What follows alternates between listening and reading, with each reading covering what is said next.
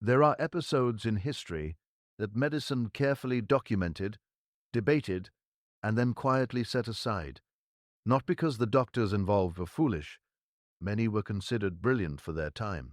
Not because records disappeared or evidence was destroyed, but because the facts led toward a conclusion no reasonable 19th century mind was prepared to accept. This is one of those episodes. In the closing months of 1864, in Harlow County, Georgia, something occurred that was written down, witnessed, and discussed in letters exchanged between physicians. Letters that, according to local accounts, still survive in private collections and state archives. Yet more than 150 years later, no explanation has satisfied those who have studied it. A 7-year-old boy named Elias was said to have remained sealed inside a room for 31 days. No food, no running water, no visible means of survival. And when the door was finally opened, he did not collapse. He did not rave or stagger.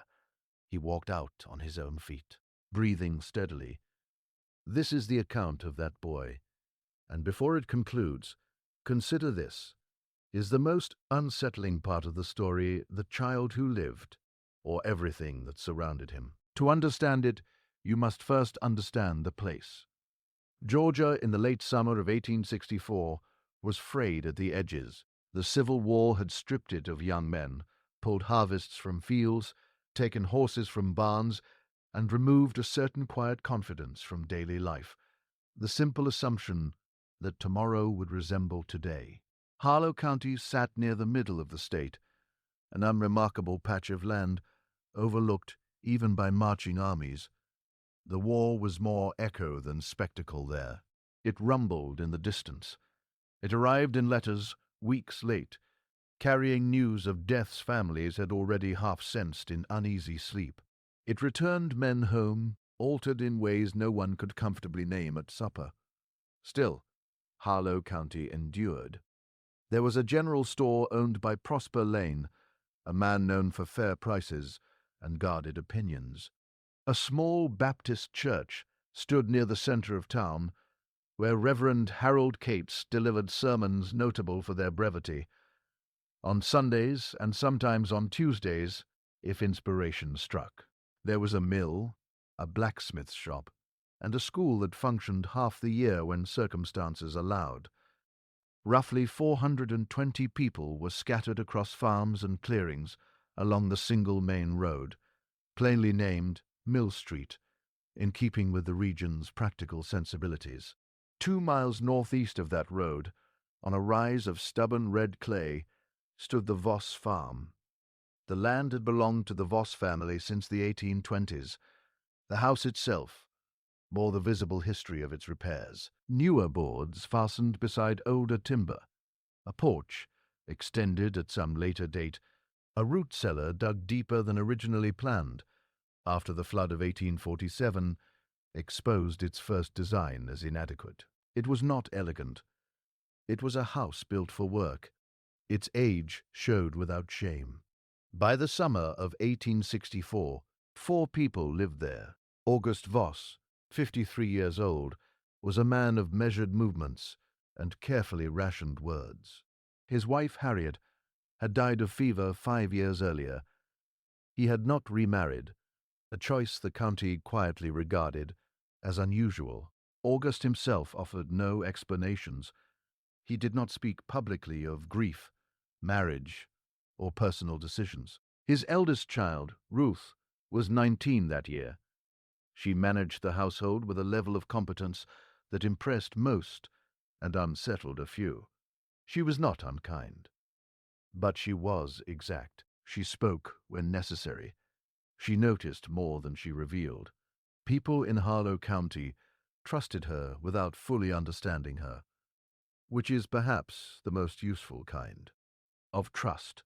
And then there was Elias Voss, 7 years old as of that April, was the kind of child who is difficult to describe without immediately resorting to the word strange, a word that, in retrospect, carries more weight than it seemed to at the time. He was small for his age, fine-boned in the way that sometimes indicates fragility and sometimes indicates something else entirely. He had his mother's coloring, pale with hair so dark it looked almost blue in certain light. His eyes were grey, which in the county was considered either beautiful or unlucky, depending on whom you asked and what mood they were in. Elias did not speak much. This was noted by his schoolteacher, a woman named Agnes Pewitt, in a letter she wrote to the county school board in the spring of 1863, requesting guidance on a pupil who attends and observes, but participates only reluctantly, and when he does speak, says things that suggest he has been listening very carefully to conversations he was not intended to hear. That letter received no reply. The school board had other concerns. What Agnes Pewitt did not record in her official correspondence, but did describe years later in a personal diary that was donated to the Georgia Historical Society by her granddaughter in 1934, was that Elias Voss had a habit of sitting very still in the corner of the classroom during the noon recess hour, while other children played outside and staring at the wall. Not vacantly, not with the blankness of a distracted child, with what she described somewhat uncomfortably as focused attention, as if he were reading something she could not see. She mentioned this to August Voss once, during a Parents' Day in the fall of 1862. August looked at her for a moment without speaking. Then he said, "He does that at home, too," and he said nothing further. The house on the Voss farm had 7 rooms.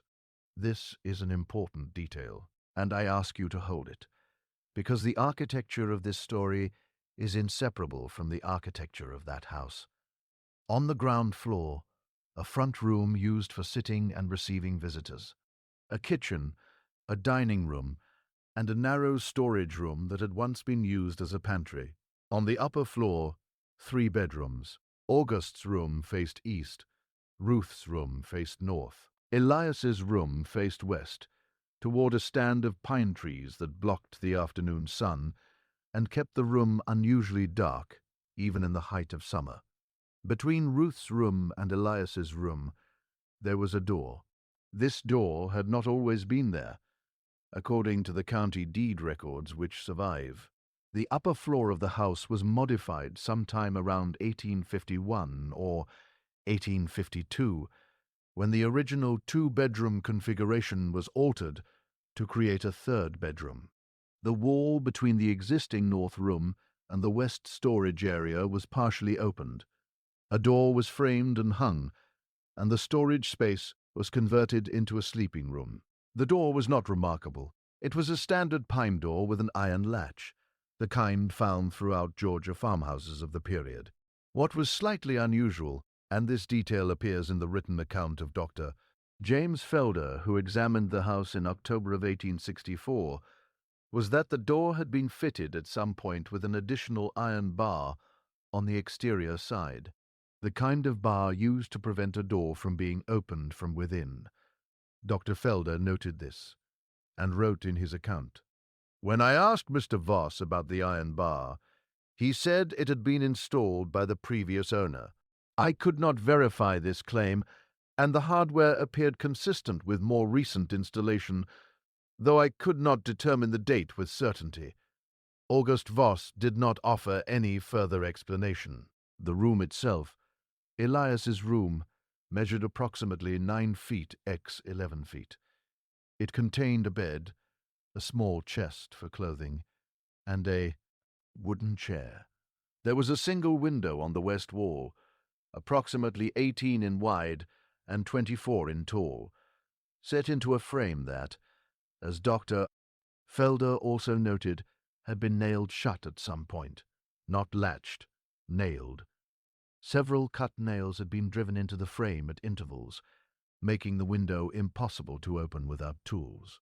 Below the window in the baseboard, there was a small gap, perhaps 1.5 inches in width, perhaps 2 in at its widest, where the baseboard had warped away from the wall over years of seasonal expansion and contraction. This gap ran approximately 14 in along the length of one section of baseboard before the wood pressed back against the plaster. This gap will matter. I want you to remember it. To understand what happened in September and October of 1864, you need to understand what the summer before it looked like. July of that year was brutal in Georgia. The heat was the kind that doesn't announce itself as dangerous because it presents itself as ordinary.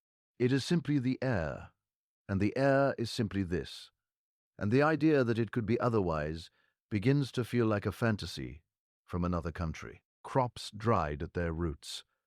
The creek that bordered the eastern edge of the VS property dropped to a trickle by mid-July and stopped running altogether for 10 days in August before a thunderstorm briefly revived it. August Voss worked through the heat without complaint, which was consistent with his character. Ruth worked alongside him. Elias, too young for the heaviest work, was assigned lighter tasks, feeding the chickens, carrying water to the garden plot, collecting kindling from the treeine. It was during this summer that two things happened that would later be considered in retrospect to be part of the same story. The first was the arrival of the soldier. His name was Thomas Greer. He was 24 years old, a private in the Confederate infantry who had been roughed following a wound to his left shoulder, received at a skirmish in northern Georgia in June.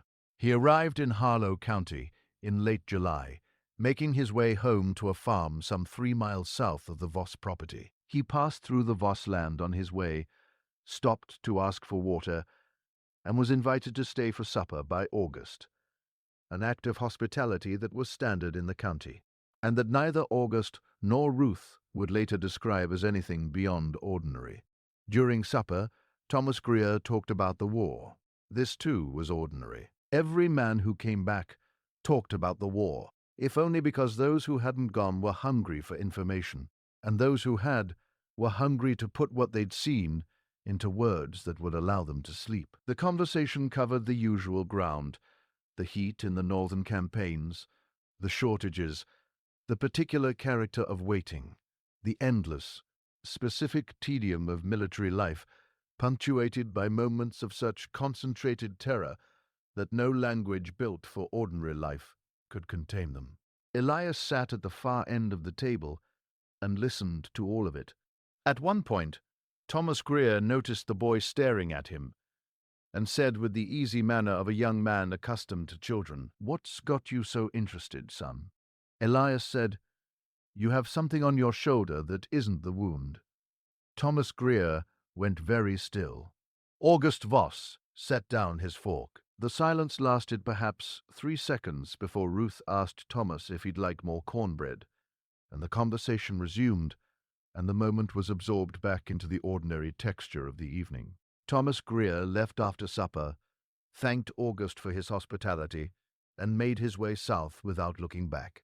That night, according to Ruth's account, which he gave to Dr. Felder in October of 1864, and which he recorded verbatim in his notes, she went to Elias's room to tell him good night, and found him sitting on the edge of his bed, in the dark facing the window. "Why aren't you in bed?" she asked him. He said, "He's going to be all right." Ruth, who did not know what he meant, and did not particularly want to, told him to lie down and went to her own room. Thomas Greer, for what it is worth, survived the war. He returned to Harlow County in the spring of 1865 with his wound healed and his shoulder largely functional. He lived to the age of 67. This has no direct bearing on the events of September 1864. And yet, I include it because Elias said it in July, and it turned out to be true, and that is the kind of thing that is easy to dismiss and difficult to forget.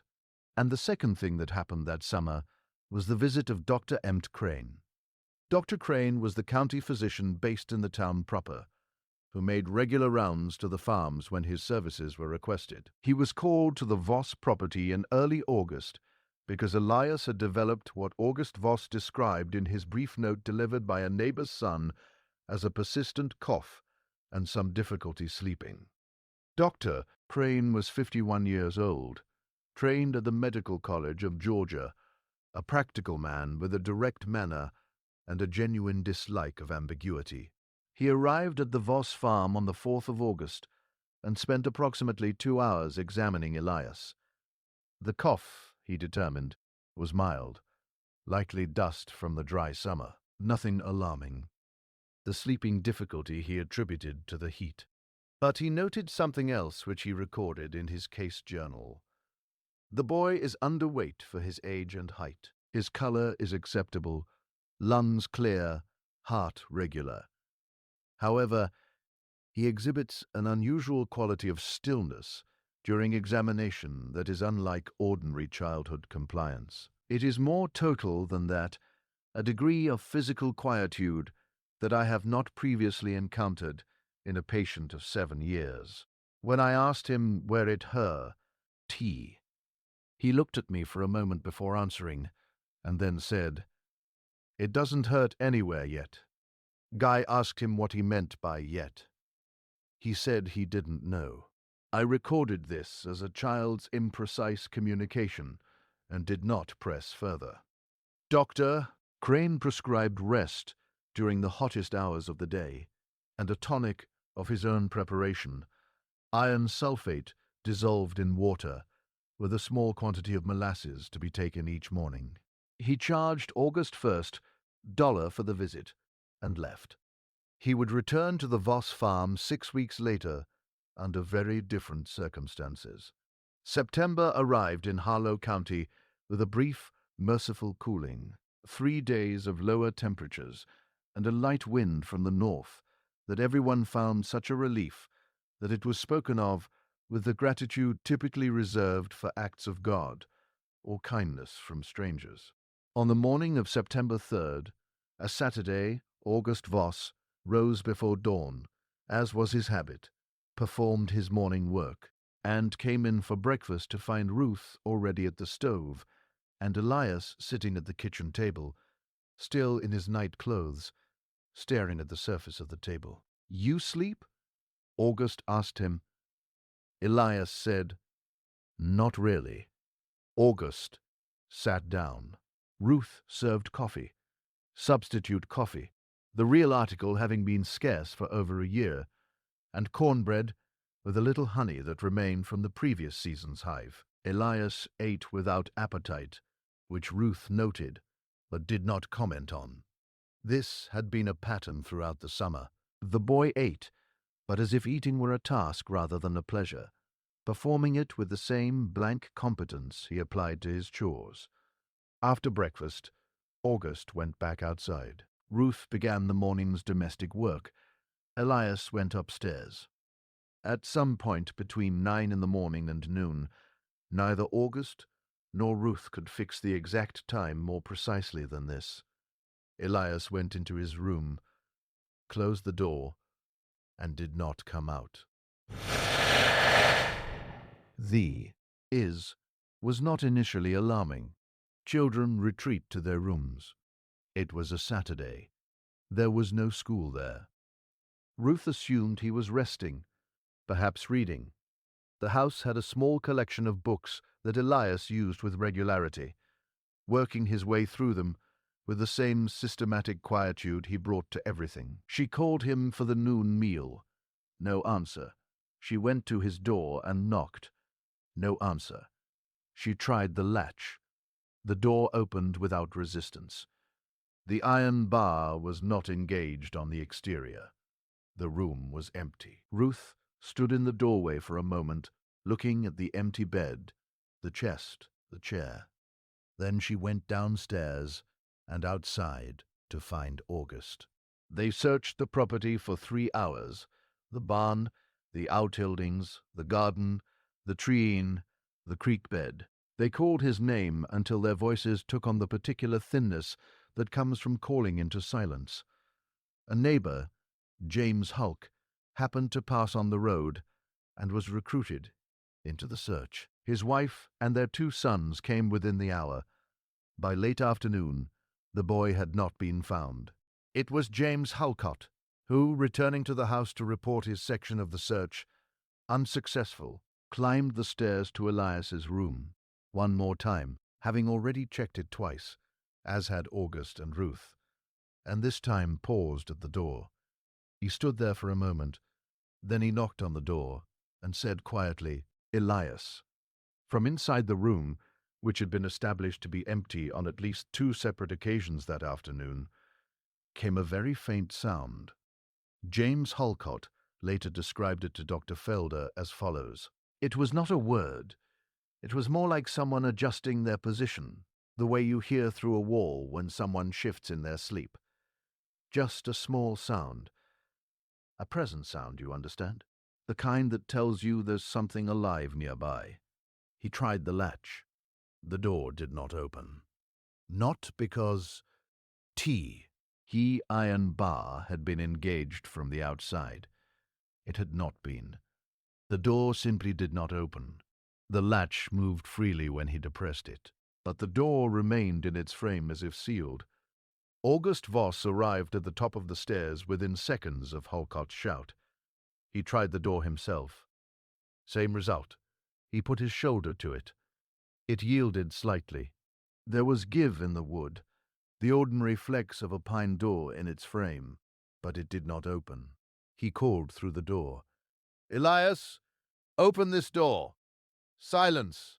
Then from very far away or from very nearby. Accounts differ on this point, and the difference matters. A sound, not words, not quite a voice. The nearest description, used independently by both August Voss and James Halcott in their separate accounts to Dr. Felder, was breathing, regular, slow breathing, the kind associated with deep sleep, but the room had been confirmed empty. August Voss sent James Halcott for Dr. Crane. Dr. Crane arrived at the Voss farm at approximately 7 in the evening, having been found at the home of another patient, and making the journey on horseback, at a pace he described in his notes as faster than was probably necessary, given the stated facts. He had been told only that the boy was locked in his room and would not respond. What he found when he arrived altered that understanding somewhat. He examined the door. He confirmed that the latch mechanism was functional. It moved freely and did not appear to be jammed or broken. He confirmed that the iron bar on the exterior was not engaged. He examined the frame and the door itself with a lantern and found no obvious cause for the failure to open. No swelling, no debris, no visible warping beyond the ordinary settling of old wood. He instructed August to try the door again in his presence. August did. The latch moved. The door held. Dr. Crane tried it himself. Same result. He then called through. Ugh, the door clearly and firmly. "Elias Voss, this is Dr. Crane. I need you to open this door or step away from it so I can check on you." From inside, that same sound, that slow, steady breathing. "Doctor," Crane pressed his ear to the door. He stood there for what witnesses described as a full minute, listening. When he straightened up, his expression was one that Ruth Voss would describe years later as the face of a man who has encountered a problem that his training did not prepare him for. He told August to get a pry bar. It took August and James Halcott together approximately 15 minutes to work the door open using 2 pry bars applied to the top and bottom of the frame alternately. When the door finally gave, it did not break. It simply came free, as if whatever had been holding it had decided to relent. There was no visible cause for the resistance, even in the open frame. No nail, no bolt, nothing. Inside the room, Elias lying on his bed, eyes closed, breathing exactly as they had heard through the door. Dr. Crane crossed the room in 4 steps and put his hand on the boy's shoulder. Elias opened his eyes. He looked at Dr. Crane without surprise, without distress, with the same quality of focused calm that the doctor had noted in his august examination. "Are you in pain, doctor?" Crane asked. "No," Elias said. "Can you get up?" Elias sat up, swung his legs over the edge of the bed, and stood. His color was normal. His eyes were clear. He showed no disorientation, no sign of prolonged sleep, no stumbling. Dr. Crane examined him then and there. Pulse, eyes, tongue, temperature, all within normal range. "Why didn't you open the door?" Dr. Crane asked him. Elias looked at the door for a moment. "It wasn't time yet," he said. Dr. Crane wrote this exchange in his notes verbatim, and added, "I cannot account for the boy's statement. I cannot account for the resistance of the dew. Ra. I can only document that at the time of my examination, he was in sound health and exhibited no signs of illness or distress. I recommended that his father keep a closer watch on him, and told August Voss that the door mechanism should be examined and repaired. He rode home. He would be back. He just didn't know it yet." In the 2 weeks that followed the first incident, life on the Voss farm returned to something approaching its previous character. The door to Elias's room was examined by a carpenter from town, a man named Uriah Tate, who spent 40 minutes on it and found nothing wrong with it mechanically. He replaced the iron latch with a new one, drove new screws into the hinges, and declared the door sound. Elias attended to his chores. He ate his meals, still without enthusiasm, but consistently. He went to bed when told. He said little, which was not unusual. The one thing Ruth noted in the account she gave Dr. Felder was that during those 2 weeks, Elias asked her 3 times about food. Not in the way hungry children ask about food, not what's for supper, or can I have some bread. He asked her specifically about how long a person could go without eating. The first time she answered without thinking. 3, maybe 4 days at most, she told him. That's what she'd always heard. The second time she asked him why he wanted to know, he said he was curious. The third time she told August. August went to Elias and asked him directly what was on his mind. Elias looked at him for a moment. That particular look, the one that everyone who spent time around the boy eventually encountered. That sense of being assessed by something older than the face it occupied, and then said, "I don't know yet." August told him to stop asking about it and go help with the fence mending. Elias went. On the morning of September 19th, Ruth came down for breakfast and found that Elias had not come downstairs. She went to his room. The door would not open. She did not search the property. This time she went directly to August. August tried the door. The same resistance as before. The latch moved freely. The door held. He called through it. That breathing. This time he waited 20 minutes before going for Dr. Crane, because some part of him, some part he did not explain to anyone, but which Dr. Felder later said was entirely understandable, given the previous incident, needed to know if the door would eventually open on its own. It did not. Dr. Crane arrived to find August and Ruth sitting in the hallway outside the room, waiting. He tried the door himself. Held. He asked August for the pry bars. "Wait," August said. Dr. Crane looked at him. "Last time the door just let go," August said when we had both bars in and we were working it. "It just let go. Before that, it held like it was iron." Dr. Crane considered this. "Has anything changed in the room?" he asked. Furniture moved. New items? No. August said, "Has the boy mentioned feeling unwell?" "No." "Has he eaten normally?" Ruth said, "Yesterday he ate well. This morning he hadn't come down yet when I found the door sealed." Dr. Crane pressed his ear to the door again. That same breathing, slow and deep. He stepped back and looked at the door for a long time. Then he sat down on the floor of the hallway, put his back against the wall opposite the door, and said, "We wait." They waited for 4 hours. At 2 o'clock in the afternoon, the door opened, not under anyone's hand, not with anyone touching it. It simply opened, swinging inward of its own impetus, slowly the way a door opens when someone on the inside has unlatched it and let it fall open with gravity. The room beyond was empty for a fraction of a second, or so it appeared, to the 3 people in the hallway. Then Ellis was there, sitting on the bed, precisely as he had been. And the first time, eyes closed, breathing present. Dr. Crane was across the threshold before the door had stopped moving. Elias again opened his eyes without surprise. "How long?"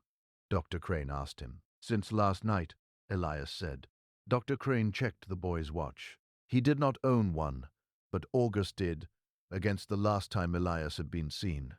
Ruth confirmed that Elias had gone upstairs after supper the previous evening at approximately 7. They were now at 2:15 in the afternoon, approximately 18 hours. No food, no water that anyone could account for, no visible distress. "Doctor!" Crane's examination this time was more thorough.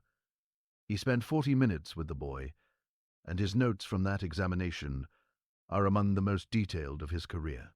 Pulse, regular, 64 beats per minute, which is within normal range for a child of his age and size. Temperature normal by palpation. No fever, no unusual coldness. Skin hydrated, no evidence of excessive thirst, despite the claimed duration without water. Eyes clear, responsive, no signs of dehydration. Mental state, fully oriented, coherent, communicative. He told me when I pressed him that he had not been hungry. I asked if he had consumed anything in the room, water from any source, food he might have hidden. He said no. I examined the room as thoroughly as I was able. I found no hidden food or water. The window was nailed shut, as I noted on my previous visit. There was the gap in the baseboard, which I noted, but considered too small to be of practical significance. I left with a profound uncertainty that I did not share with the family in full. He shared it instead with a colleague. Dr. Emmett Crane had maintained a correspondence since his medical school years with a physician named Dr. George Harlan Peet, based in Savannah. Dr. Peet was Crane's intellectual superior by general consensus, including Crane's own.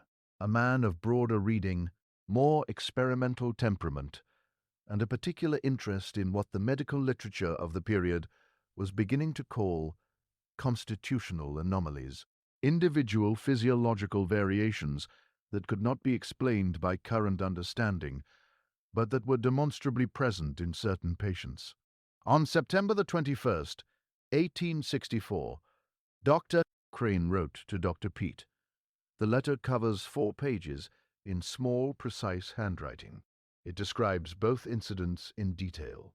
The sealed door, the breathing, the examinations, the boy's condition upon emergence. It describes Elias's character as Crane had observed it over the previous months. It asks directly and without preamble whether Dr. Peet had encountered anything in the literature that might account for a child who seals himself in a room cannot be reached by conventional means during the sealed period, and yet emerges in sound health following durations without food or water that should, by conventional medical understanding, produce at least the symptoms of acute deprivation, if not its more severe consequences, is Dr. Peet's reply arrived on October 3rd, 11 days later. It is a remarkable document, not because it explains anything, but because Dr. Peet, who was by all accounts a man of rigorous empiricism, opens it with a paragraph that Dr. Crane later described in a letter to a third colleague as the most disturbing thing a rational man ever wrote to me. Dr. Peet wrote, "I have seen one case in 26 years of practice that I have never been able to account for satisfactorily. I did not publish it because I could not present it without the appearance of having lost my scientific sense. I will describe it to you briefly, and then tell you what I believe for whatever my belief is worth under the circumstances. In 1851, I was called to examine a woman in her middle 30s who had been found locked in a cellar room of her home for what her family estimated was 12 days. She was alive.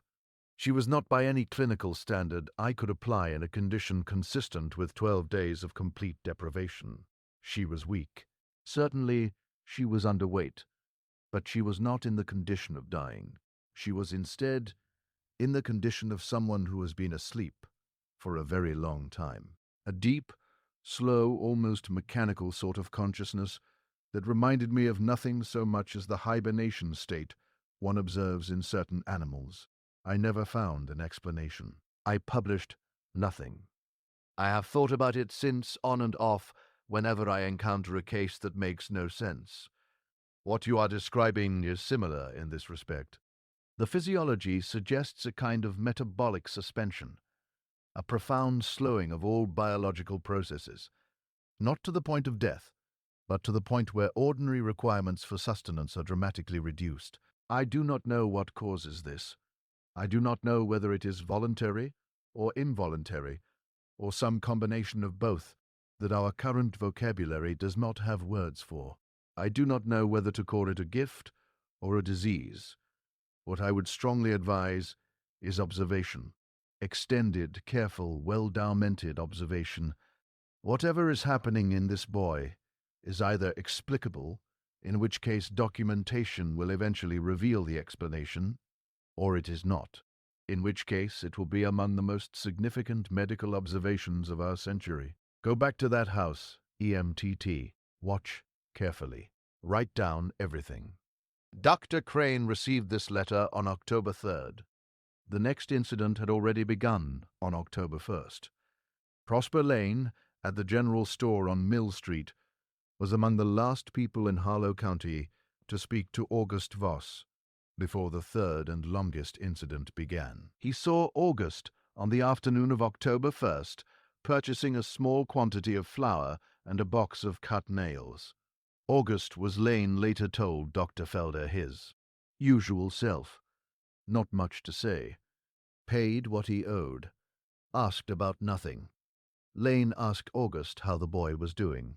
August paused in the act of collecting his package. About the same, he said after a moment. He walked back to his farm. That evening, according to Ruth's account, the family ate supper together. Ellis ate more than usual. Actually, Ruth noted this specifically. He had second helpings of the bean soup, which was unlike him. He drank 2 full cups of water. He seemed, if anything, more present than usual, more willing to look directly at people, more responsive when spoken to. After supper, August told him to go to bed early, that he looked tired. Ilas stood up from the table and looked at his father for a moment. Then he said, "I'll be in my room for a while." Ruth later said that she remembered this moment with particular sharpness because of the way he said it, "Not I'm going to my room, not I'm going to bed." "I'll be in my room for a while," as if he were informing them of a schedule they should be aware of. August said, "Get some sleep." Elias went upstairs. Ruth followed approximately 20 minutes later to say good night. The door would not open. She stood at the door for a long moment. Then she went back downstairs and told August. August sat at the kitchen table for a long time without speaking. Then he said, "We'll check in the morning."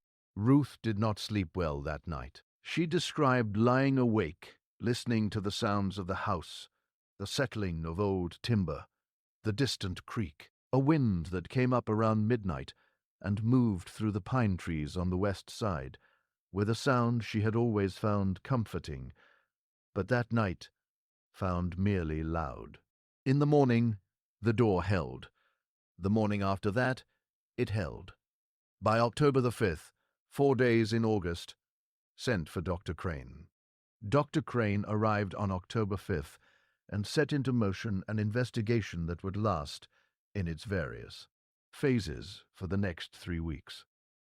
He began by doing what Drive Pete had advised. He wrote everything down. His October 1864 notes run to approximately 60 pages of manuscript, portions of which were later copied and sent to Dr. Pete, portions of which were deposited with the county recorder's office as part of a formal physician's report, and portions of which, the most personal and speculative portions, remained in his private papers until his death in 1891. What follows is drawn from all 3 sources. Day 1 of the examination. Dr. Crane arrived and performed the now familiar sequence. The door, the latch, the attempt to enter, the failure. He pressed his ear to the door and listened. The breathing was there, slower than it had been in the previous 2 incidents, almost imperceptible, but present. He asked Ruth to describe Elias's behavior in the weeks leading up to this episode. She described the increased food consumption at supper, the apparent alertness. Dr. Crane noted this carefully. He then did something he had not done in the previous 2 incidents. He asked Ruth to show him every room in the house that was adjacent to Elias's room, or below it, or connected to it in any way. Ruth's room shared a wall with Elias's room, the wall through which the internal door had been cut in 1851 or 1852. That door was now sealed from within, but the wall itself was ordinary plaster on wood ale 18 in thick, by Dr. Crane's estimate. Below Elias's room on the ground floor was the pantry-turned-storage room. Dr. Crane examined this carefully.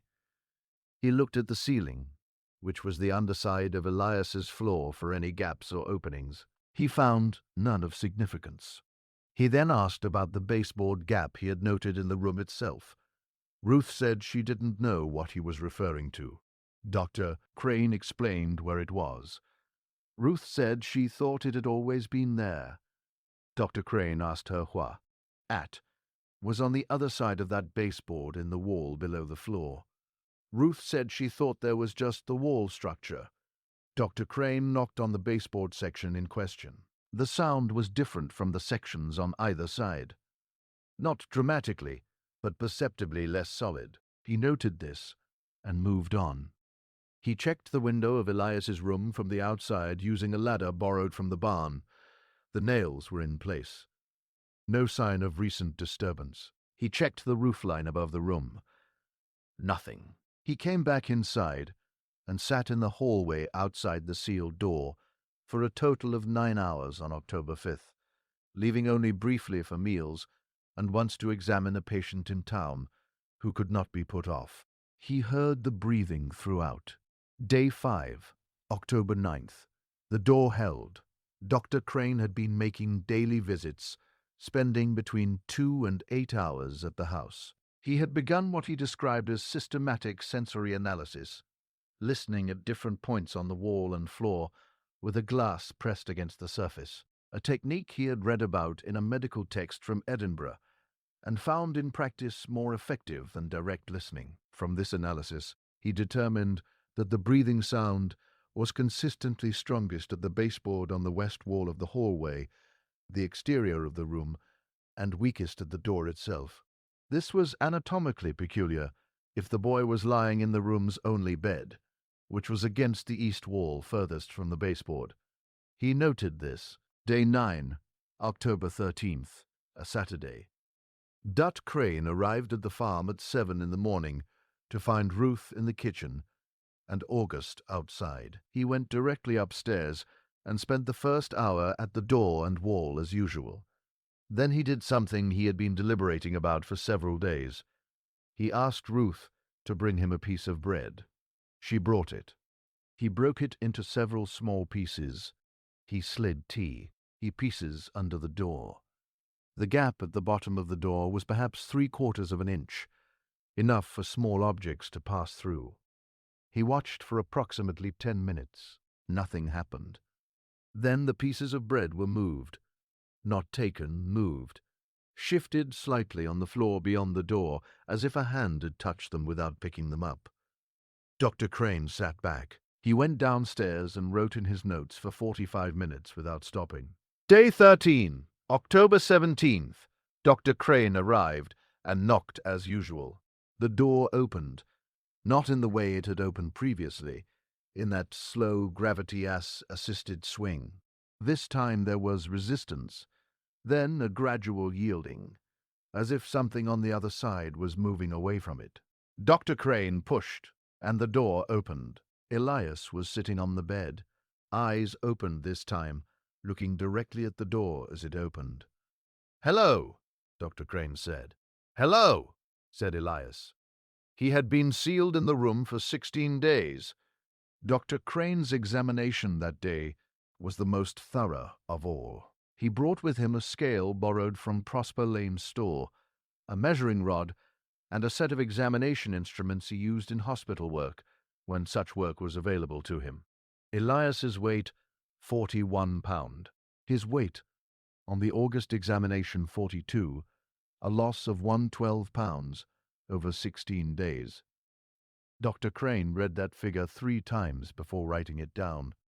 In his notes he wrote, "By every established medical principle I possess, a child of this age and weight, without food or water, for 16 days should be dead. At minimum, the evidence of severe dehydration and acute malnutrition should be unmistakable. I observe instead a child who has lost less than 4% of his body weight, and who presents in every clinical indicator I can measure as adequately nourished and hydrated. I cannot explain this. I will not pretend that I can." He asked Elias what he had eaten in the room. Elias said, "Nothing." "Did you drink anything? Water from any source?" "No." "Were you hungry?" A pause. "Not really." "Were you thirsty?" Another pause. A little at the beginning, less after. Dr. Crane pressed, "What happened after the first day or two? How did you feel?" Elias thought about this with the characteristic seriousness he brought to all questions. "Slower," he said finally, "like everything got slower, like a clock running down." Dr. Crane wrote this down. He then asked the question he had been building toward for 2 weeks. "Elias, do you know why you go into your room like this?" The boy looked at him. It was the look Ruth had described, the look Agnes Pewitt had noted in the schoolroom, the look that everyone who spent significant time with Elias eventually encountered and was unable to fully articulate. Something in it that was more than attentiveness. Something in it that suggested the boy was weighing not just his answer, but the questioner's capacity to receive it. "Something tells me, too," he said. "Something inside you. A feeling." "Yes. When does it tell you?" "A little before it needs to happen." Dr. Crane's pen was very still on the page as he wrote this. "And when it needs to happen," he said, keeping his voice level and professional. "What is it that needs to happen? What is the room for?"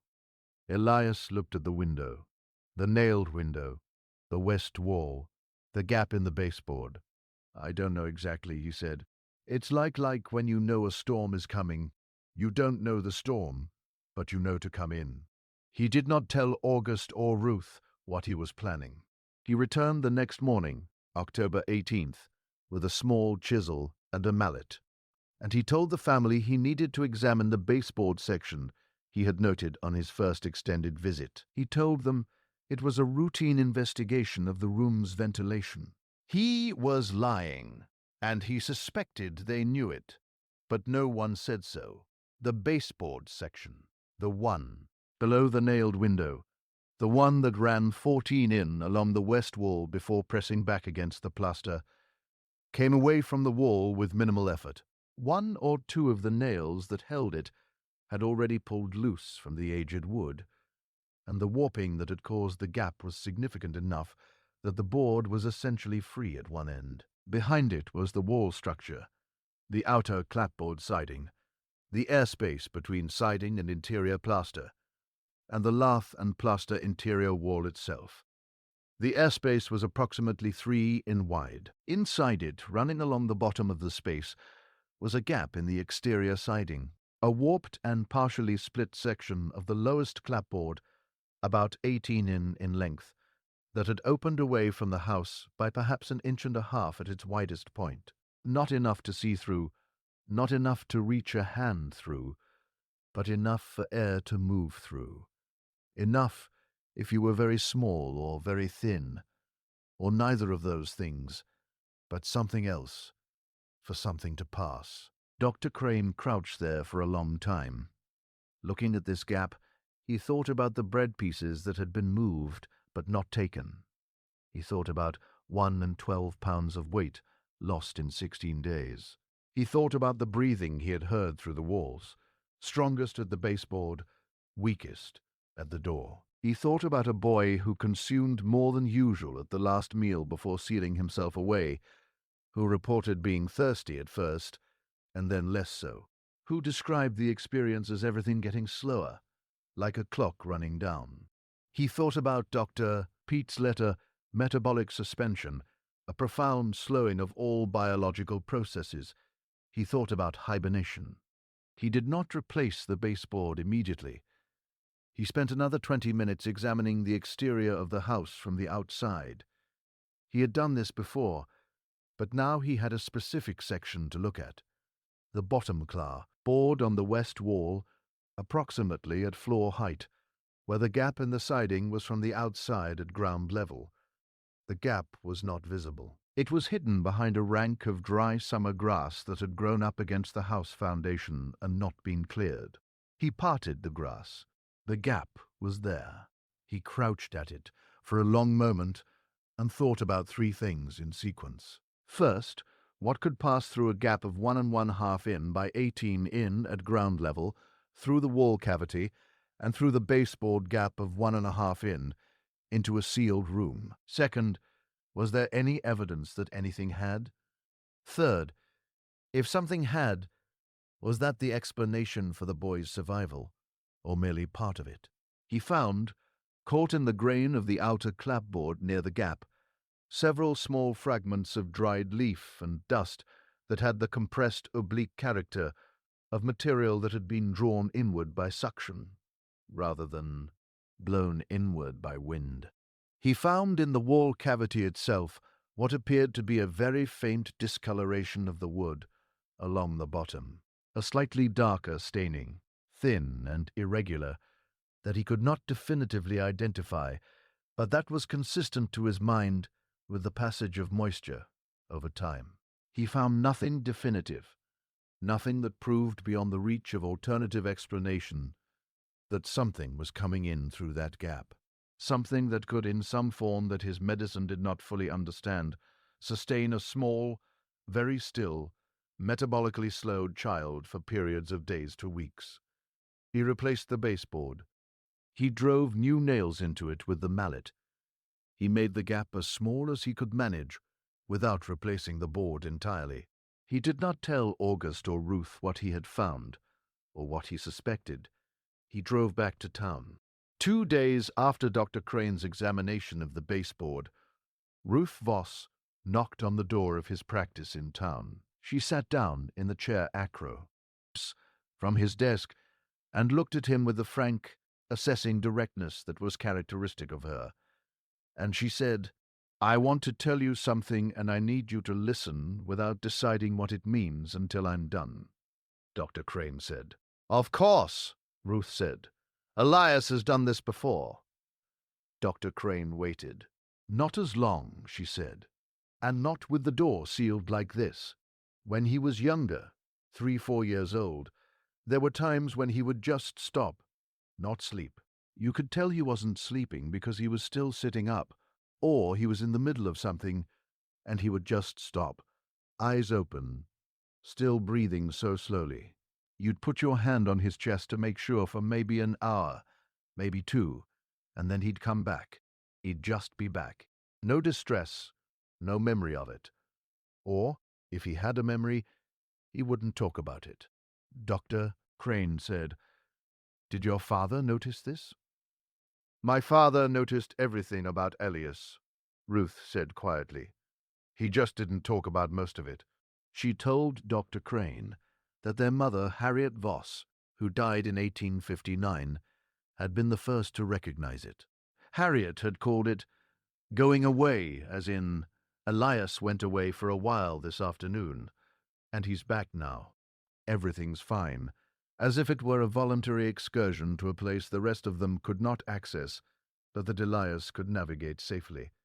Ruth said that Harriet had not been frightened by it, which Ruth had found both reassuring and confusing in the years since, because Ruth herself found it frightening, and she did not understand how her mother had been so calm.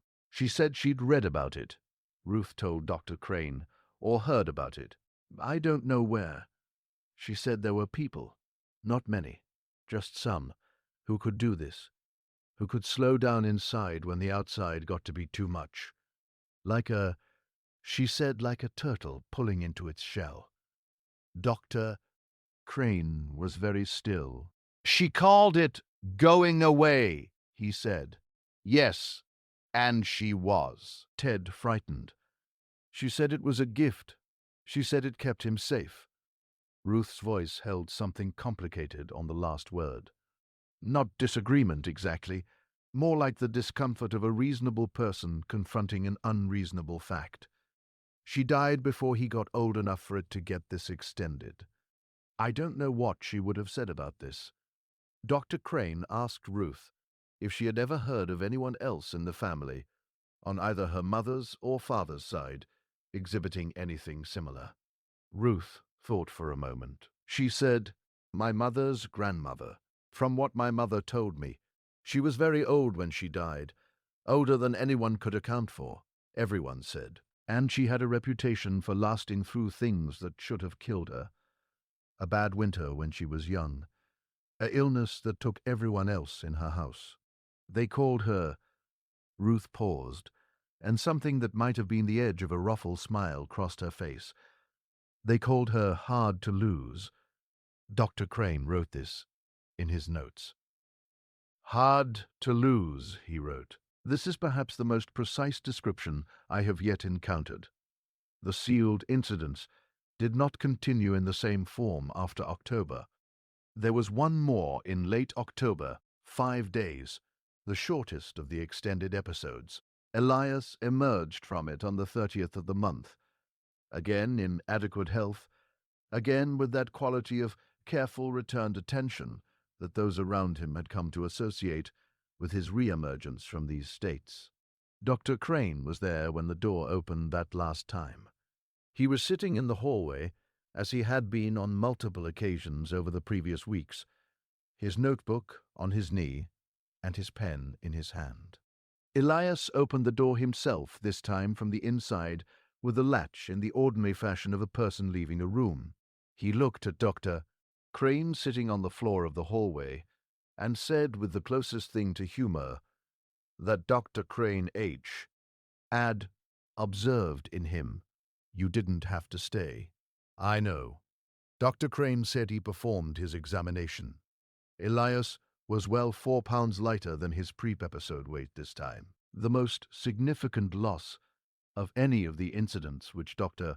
Crane attributed to the repairs to the baseboard and the reduction in the gap through which he still believed, without being certain that something passed to sustain the boy. Afterward, while August and Ruth were downstairs preparing a meal, the first meal after a sealing was always a significant occasion, handled with a quiet deliberateness by both father and daughter, neither of them willing to underplay the ordinary miracle of a child sitting down to eat. Dr. Crane sat with Elias in the cleared hallway and asked him one final question. Are you afraid, he said, when you're in there, when it's happening? Elias considered this with his characteristic care. At the beginning, a little, he said. When I was smaller, but not now. Why not? Because I always come back. Dr. Crane looked at this 7-year-old boy, small, fine bed, dark-haired, grey-eyed, sitting in the hallway of a Georgia farmhouse in the last days of October, 1864, with the particular unassuming composure of a person who had some deep and private understanding of his own nature that no one else in his vicinity shared. "How do you know you'll always come back?" Dr. Crane asked. Elias looked at him. "Because it's not to take me away," he said. "It's to keep me here." Dr. Crane's letter to Dr. Pete, dated November 3rd, 1864, is the last document in this chain of correspondence that remains in complete form. It covers 11 pages and constitutes in effect a comprehensive medical report on the events of September and October. The sealed incidents, the examinations, the findings, and the testimony of Ruth Voss. Dr. Crane concluded the letter with what amounts to a professional confession. "I have, Doc, you what I observed. I have attempted to identify every possible conventional explanation and found each of them insufficient. The gap in the baseboard and the exterior siding presents the only physical mechanism by which something could pass into that sealed room.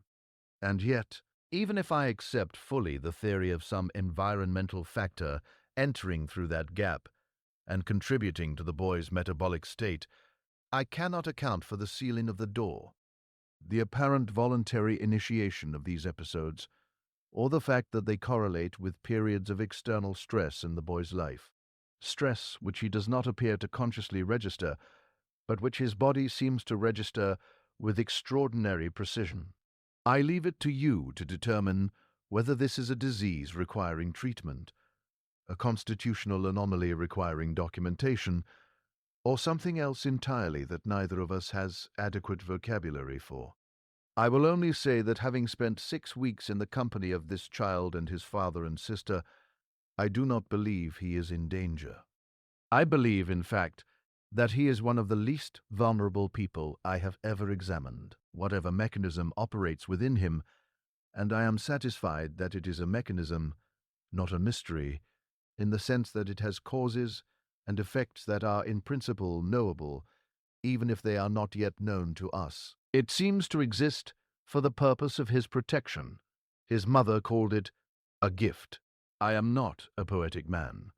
I prefer to call it an extremely efficient adaptation to conditions that would otherwise be lethal. But I understand what she meant. Dr. Pete replied, in December 1864, his letter, which survives in the Pete family papers held by the Georgia Historical Society, is largely taken up with a summary of the German and French medical literature on states of reduced metabolic activity, a field that was in its earliest stages in that period, and woe, led not produce serious systematic research for another 3 decades. He found nothing that satisfactorily explained Elias's case. He said so clearly without apology. In the letter's final paragraph, Dr. Pete wrote, "I have been a physician for 29 years. In that time I have seen the body do things that have made me reconsider on multiple occasions the limits of what I thought I understood about it. I have never, however, encountered a case that unsettled those limits as thoroughly as the one you have described. Not because it suggests the impossible. I do not believe anything in your account is strictly impossible, but because it suggests that there are people among us who have retained by some accident of heredity or circumstance a capacity that the rest of us have lost, a capacity to be, in some fundamental biological sense, more resilient than we have any right to expect. I find that disturbing in the way that all genuinely important things are disturbing, because it changes the shape of what I thought I knew. I would very much like to meet this boy. He never did." Dr. Pete died in February 1865, a victim of the same fever epidemic that took several other Savannah residents that winter.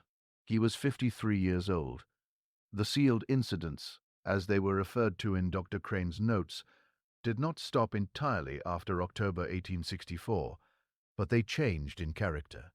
Over the following years, as documented in sporadic notes from Dr. Crane's practice, and in the personal diary of Agnes Pewitt, Elias continued to exhibit the same quality of periodic withdrawal, but it became, as he grew older, less dramatic, less total. The door sealing did not recur after the last October episode. Instead, the withdrawals became internal.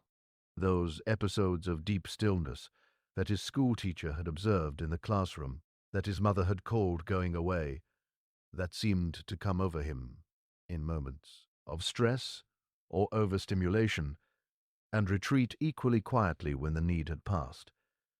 He finished his schooling. He worked the farm. He was, by all accounts of the period, a quiet, competent, peculiar young man who made people slightly uneasy in a way they couldn't articulate, and who, in exchange, seemed to regard the world around him with a patient, tolerant amusement that those who knew him well found oddly comforting. In 1872, he left Harlow County. He moved north to Atlanta first, then to Tennessee, then to a small town in Virginia, where, according to a letter Ruth received from him in 1874, he had found work as a surveyor's assistant and was doing well. He described the work as requiring long stretches of stillness and attention, which suited him. Ruth wrote back. He replied. This correspondence continued in Ruth's records through 1879, at which point the letters stopped, not suddenly, but with the gradual attenuation of any correspondence whose participants have settled into separate lives and find themselves with less to report. The last letter Ruth received from Elias, dated the 14th of March, 1879, was brief. He told her that he was well. He told her that he had met a woman named Clara Ara Hennessy, and that they were to be married in June. He said that he had told Clara Ara about the room, about Dr. Ruth once wrote about Dr. Crane and the episodes briefly, carefully, summarizing them in a way she thought Clara Ara could bear to hear. Clara Ara, according to Elias's later note, listened without fear. She said what Mama said, Elias wrote. She called it a gift. I suppose by now I believe it. Ruth kept that letter in a small wooden box in her room for the rest of her life. Dr. Emmett Crane continued practicing medicine in Harlow County for 23 years after the events of 1864, retiring in 1887. During that time, he published several papers in regional media, cow journals across Georgia and South Carolina. Yet the Voss case followed him quietly. On at least 3 occasions, according to a notation found among his private papers, he attempted to write a formal case study about Elias. None were ever submitted for publication. The final draft, dated 1882, survives only in fragments. It ends abruptly, midway through a sentence on the 4th page, in the middle of a clinical description of the October examinations. Several pages later, a brief handwritten note appears. I find that I cannot write about this case in the tone that medical publication requires. That tone demands certainty, or at least the convincing performance of certainty. It demands a structure. Here is the question, here is the investigation, here is the conclusion. And I have no conclusion that does not ultimately ask the reader to accept that the human body may be capable of things we have not yet catalogued. I believe this to be so, yet I have spent 18 years uncertain how to state it, in a manner that would not be dismissed by men who have never stood in that hallway and listened, through a wall, to breathing that made no sense. Perhaps it is enough that I recorded it. Perhaps some future physician, in some later decade, will open the box where I keep these notes and understand what I could not properly frame. The boy survived. He remained sealed inside a room for 31 days, across 3 separate episodes, with negligible sustenance. He survived. The doctors had no explanation. I am a doctor. I have no explanation. I have only what I observed, and the conviction, unscientific, impractical, and entirely stubborn, that observation, even without conclusion, still matters.